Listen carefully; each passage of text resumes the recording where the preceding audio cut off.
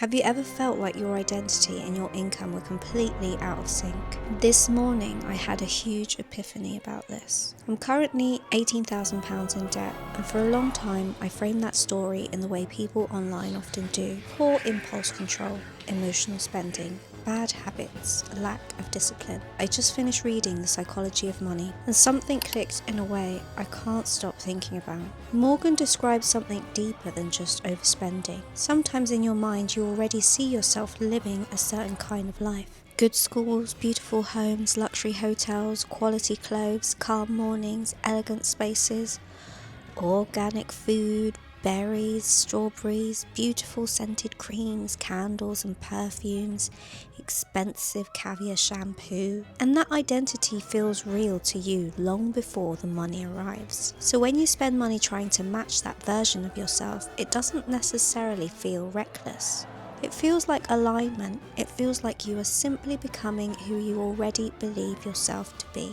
That's what makes debt so emotionally complicated, because it's not always a spending problem. Sometimes it's a self-image problem showing up as a spending problem. The debt becomes the physical cost of trying to live in a future version of yourself before your finances have fully caught up. But for me, it's even more nuanced than that.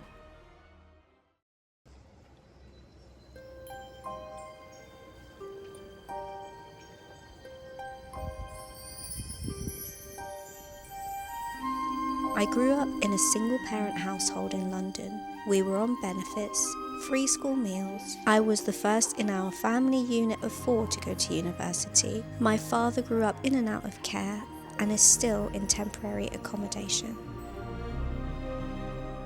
By every British metric, we were working class. Maybe even below working class at times, because neither of my parents worked. My dad struggled with very bad mental health and still does, and my mother was a mother.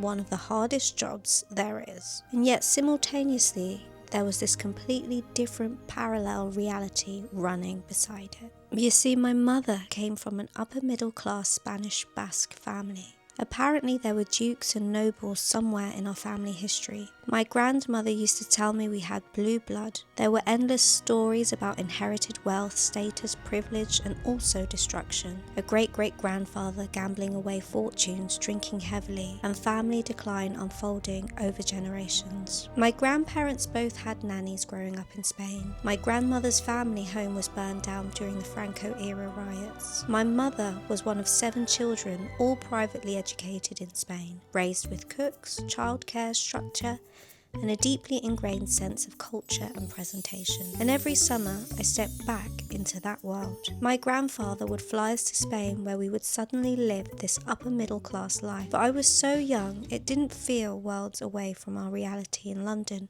This is Gilbert. Please don't. This is George. And this is George. And this is George. I told Rory we will have to match our outfits now, like Gilbert and George, but we already are, kinda.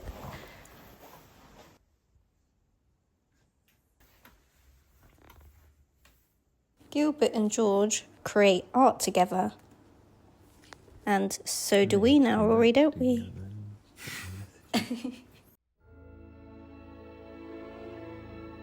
My mum brought us up with her values and traditions. Even the smallest details carried a sense of care and quiet luxury. Our beds were always made a certain way. Perfectly tucked sheets, 2 pillows, a duvet layered with an extra sheet in between, cool against your skin in the summer. Everything felt intentional, elegant, proper. We had inherited silver cutlery at the table, engraved silver napkin holders. We wore nenuco after bath time, an iconic Spanish baby cologne that somehow smells uncannily similar to Tom Ford's Neroli perfume. It's clean, citrus, orange blossom, Neroli. Even now, one smell of it instantly takes me back. I wore Mary Janes, espadrilles, loafers, hand-me-downs and inherited clothes that looked like they'd come straight from Trotters in Chelsea. Again, none of this meant we were actually wealthy in London. we weren't. But culturally, aesthetically, emotionally, I was being raised around the remnants of a world that once was. And I think that changed my internal baseline more than I realised. I've literally only just began to notice this after reading The Psychology of Money. All those details stay with you as a child, and they grow with you into adulthood. You don't just inherit money or the lack of it. You inherit standards, tastes, rituals, atmosphere, sometimes even religion, ways of living that quietly shape what feels normal to you long before you understand what things cost. In London, my mum would cook everything from scratch. We weren't allowed takeaways or frozen meals. I didn't know back then it was because we couldn't afford them. When we went to Spain, my granddad had long breakfasts in cafes every morning. We'd eat crab and lobster lunches, sea snails. We'd have late evening meals in beautiful restaurants where staff knew my grandfather by name. Champagne, wine, oysters, everyone dressed up. When we travelled up to the north of Spain every August, we'd stay in my granddad's mansion countryside home in Guecho for 2 weeks. And then the last 2 weeks, or 3, we'd go to Casturdiales and stay in an elegant apartment rented through old social and religious networks connected to Spanish elites. People would greet my grandfather with respect everywhere we went. He carried status naturally, quietly, almost invisibly. He looked like the epitome of a Loropiana model, and as a child I absorbed all of it. He'd take us to the beach wearing cream white linen or canvas trousers and a soft denim blue shirt. He'd always wear his alpargatas or his deck shoes. He had a good watch, but I don't even know which one it was. And he wasn't a man who was obsessed with brands. And luckily, he had an amazing career and was able to retire very, very early. Out of 6 brothers and sisters, he was the most successful back then. And as a child, I absorbed all of it. The taste, the rituals, the standards, the aesthetics, the expectations, the values, the basic good manners, which sometimes I don't even see anymore. In England, I was Rhapsody, my first given birth name. In Spain, I was Sara, or Sarita, my second name on my passport. Looking back, it's as if I grew up with 2 identities, 2 social classes, 2 emotional realities existing at once. A safe, stable, financially free life in Spain, and an unsettled, unstable, strange life in London.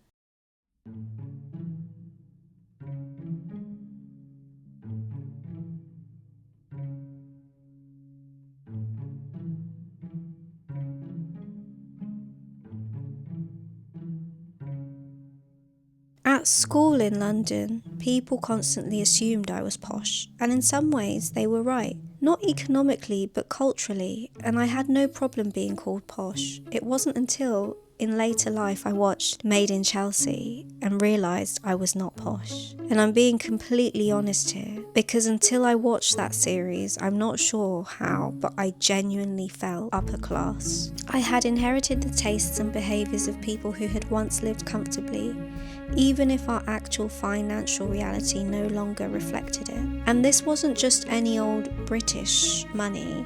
This is old Spanish money, which I guess is even more conservative and traditional in ways I can't really explain. Most of my grandfather's children now have beautiful homes and stable lives, but it's my grandfather's brothers' sides of the family who remain truly wealthy, still moving in aristocratic circles, connected to politicians, brushing shoulders with old money. A couple of my second cousins went to the famous Spanish school where David Beckham sent his. And it's only recently, last year actually, meeting everyone again in August on the beach, that I felt a slight gap. For most of my life, I never felt poor, but that summer I had invested £6,000 into myself for a creator course. It's a mistake I have to live with. I bought it because I was desperate and insecure, and now I live with the consequences, and it's forcing myself to believe in myself. I never needed that course. Unfortunately, I'm quite bitter about this whole situation, and I need to accept that if I would have believed in myself, I would have never bought that course, and it's only my fault. But it's a £6,000 mistake. Risk wasn't a mistake. It's a risk I took, a course that promised virality, and we all know what comes with virality, or we think we do. It's meant to change the course of your life and make you financially stable. For most of my life, I never felt poor, and now for the first time, I do. And it's heartbreaking, humbling, eye-opening, sad, confusing, depressing. So many emotions I can't even. And honestly, going back to the book, The Psychology of Money, it's emotional because I'm finally realizing how much discourse around debt lacks nuance. This morning I read a Substack article that I feel may have split people into two categories.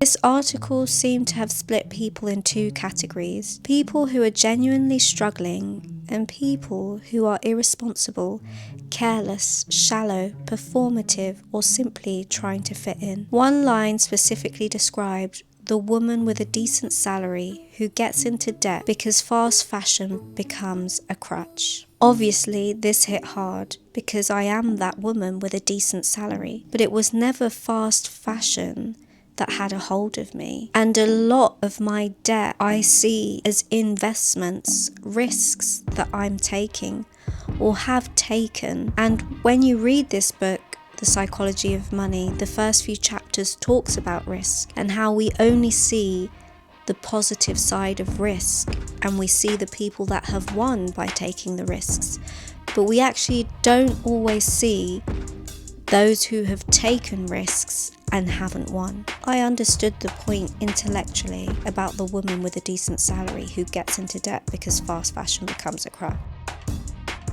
I think many people misunderstand the psychology behind certain kinds of debt. Not all spending comes from the same emotional place. Some people fall into debt because of serious substance addictions. This morning I listened to a podcast and I found out about debt coercion, a term I'd never ever heard of before, but it's basically when partners are coerced into taking out loans for other people, for their partners, or it doesn't even have to be their partners, it might be someone else, a business partner, or there are so many reasons for debt. Not all spending comes from the same emotional place. Fast fashion spending is often connected to dopamine, impulsivity, trend cycling, overconsumption, and to be honest, and I hold my hands up high, I've done a few posts saying, talking about the dopamine and the impulsivity, and I am a shopping addict. However, there's a reason behind this. Luxury spending can come from somewhere psychologically different: identity, aspiration, self-concept, emotional symbolism, taste, status,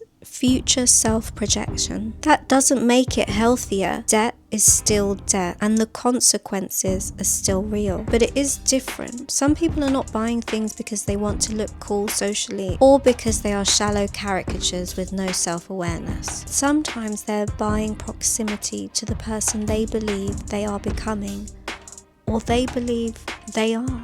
That distinction matters because shame is rarely productive when someone is already financially vulnerable. And as I reflect, I can see that I've been spending because in my head I am that little girl in the north of Spain, living in a luxury apartment, eating lobsters and snails in the and sea snails in the afternoon, watching my family sip on glasses of champagne, dressed in classical nautical blazers, beautiful shoes, and patent leather handbags. A lot of financial conversations online carry an undertone of moral superiority. I'm not judging, but Yet those conversations often flatten deeply emotional experiences into simplistic narratives about discipline and responsibility. Now, as I say this, I'm actually doing the 75 hard challenge because I'm trying to build discipline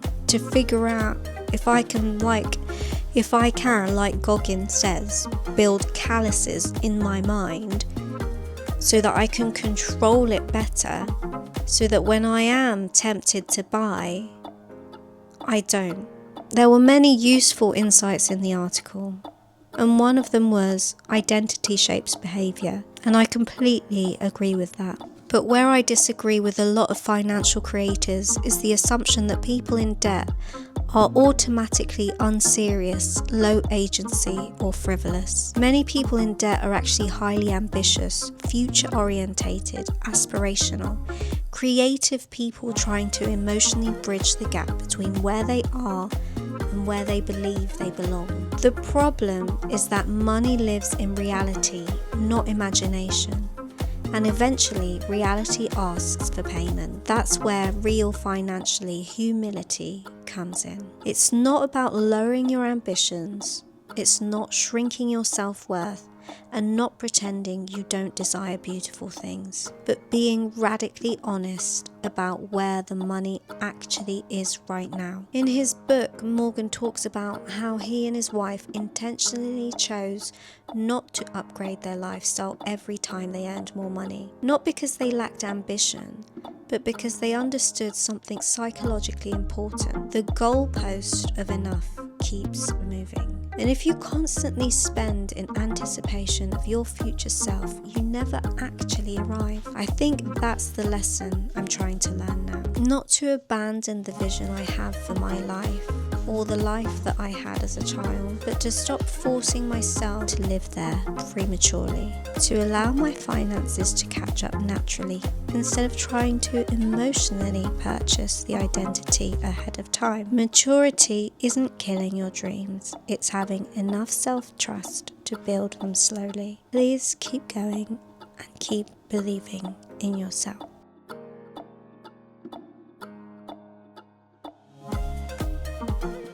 Join me next week as I travel to Alexandra Palace to watch Roxy Nafuse, look around the house for things to sell on TikTok Shop, another side hustle I'm trying out alongside Vinted to try and increase my income so that I can pay off the debt that I have from my shopping addiction. See you then, and as always, lots of love and luck.